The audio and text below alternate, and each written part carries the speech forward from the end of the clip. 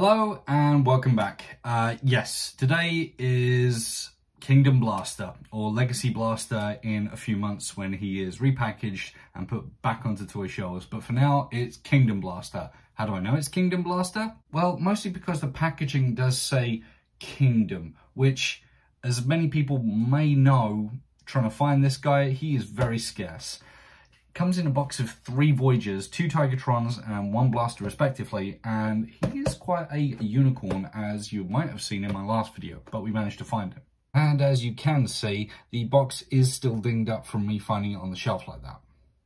And yes, in my top 8 Transformers of 2021 video, I did say that I was going to look more at the toys from my past than anything present because it was so difficult to get hold of. Only took me an episode to kind of sell out, but here we are. But I do have reasons. Firstly, Blaster is one of those characters for me, only having seen mostly the 3rd season and a couple of 2nd season episodes of the original show. Blaster was mostly predominantly in those episodes. So yeah, for me, this guy kind of has a big nostalgia factor attached to him and was more appealing than, say, the original at a higher price point on eBay, or the Titans Return version, which was a bit too clunky. So yeah, sell out, cop out. Talking about what I love, and what I love is small bits of plastic shaped like robots. Anyway, we should get going right now before I start waffling on too much. The head sculpt, in my opinion, is pretty darn good. It's pretty close to perfect as you can for a Blaster figure. The button for the tape player in his chest, unlike it on Soundwave being on his shoulder, is in the belly. And I will get back to that in just a moment. But the molding inside the chest is a nice touch. There's subtle small bits of molding throughout most of the newer figures that really do set them apart from their previous lines.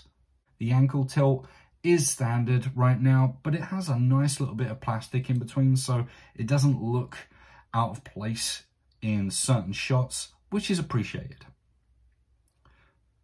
The arms bend very well and kind of have an extra joint due to the transformation, but unfortunately, no matter how hard you position the trigger finger or button hitting finger, I cannot get it to actually hit the cassette tape button.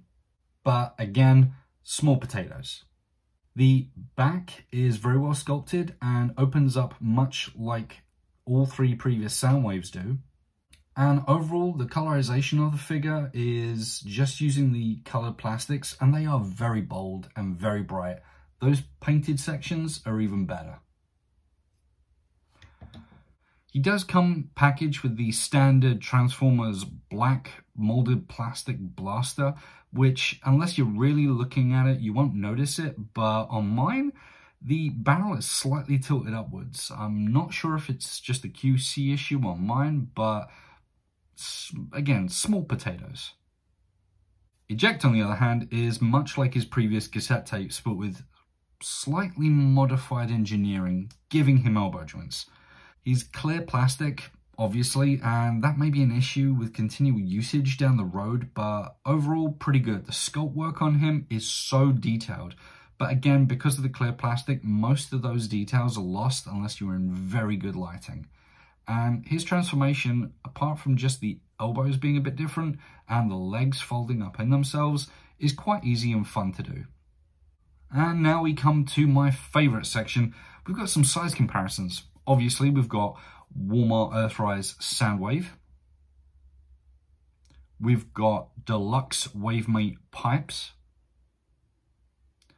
Obviously, Earthrise Optimus Prime. Just to get a real size comparison, going to do a couple of turns. And lastly, for a real size difference, which I'm going to have to move the camera for, is Studio Series Grimlock. And yeah, he's a pretty nicely sized Voyager, bigger than Soundwave, obviously, but small in comparison to the Studio Series Dinobots. His transformation, again, works almost the same way as Soundwave, but with the main difference being the arms and the small peg slots in which you have to get the arm peg holes in the right slots in his legs in order to properly click it in for boombox mode, which, as you'll see, can be a bit tricky if you're not properly paying attention. That small error of margin for not getting those in the correct slots can really set you back when transforming this guy. Other than that, it's the same leg flips and spins that make his transformation so simple, yet so effective. Even the back feels more cohesive than Soundwave was, which is really helped again by the good sculpting. He does pack away quite nicely once everything is in place, and I've got no issues with his overall look in both modes. Eject also packs away quite nicely, and yes, for any of those people that actually want to know, the Decepticon cassettes and Eject are both cross-compatible with Soundwave and Blaster. No issues. His gun can even be used as a makeshift antennae. And now, obviously, we need to compare Soundwave and Blaster in boombox modes. And Blaster is, like his in robot mode, quite larger in scale than his evil counterpart. All you have to do now is click the play button and listen to some tunes. And yes, before anyone mentions it, I do know the circles on the front of his legs can be flipped around to reveal a different side, but to be honest, they're both pretty much the same. It's personal preference for me. Either side can look good in either mode, and again, personal preference, it's whichever works for you and your display. So yeah, there's nothing really much more to say. He was a difficult find, and was he worth the wait? I'm going to say yes. I'm going to say yes purely for the fact that, for me, this is probably going to be one of the figures in my next year's top 10 or top 8, depending on what I do. But he's good. He's got the nostalgia factor. He's got the colorizations down. He's even got Eject, which is an extra bonus, as Soundwave didn't come with anything when he first got released.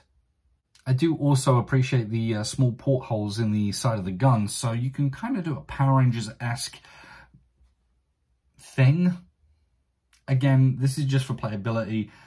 Portholes, he is covered in portholes. Again, for the weaponizers or fossilizers, whichever so you want to choose to use with him.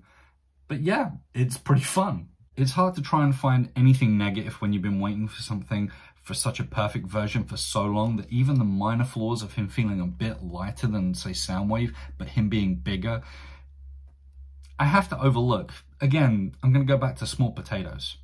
Again, it's all down to personal preference. As a collector of something that's got merchandise, is all down to you and what you buy, really, and what you like. And if you like something, you're going to buy it.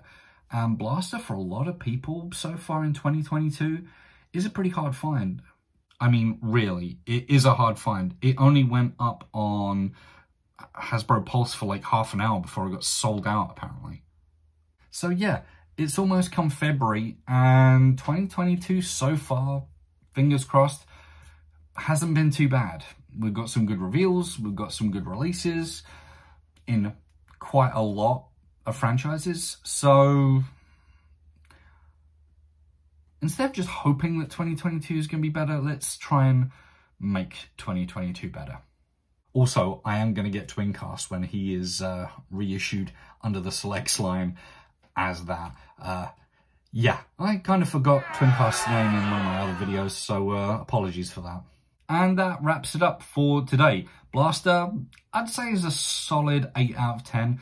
Could be better, could be worse, but what pushes him up is the nostalgia factor and the fact that he comes with Eject. So, can't really say much better than that. Obligatory end of video small box caption. Thank you for watching. Subscribe if you like what you're seeing. Comment down below on anything you think I can improve upon or talk about in future videos. And yeah, stay cool, nerds.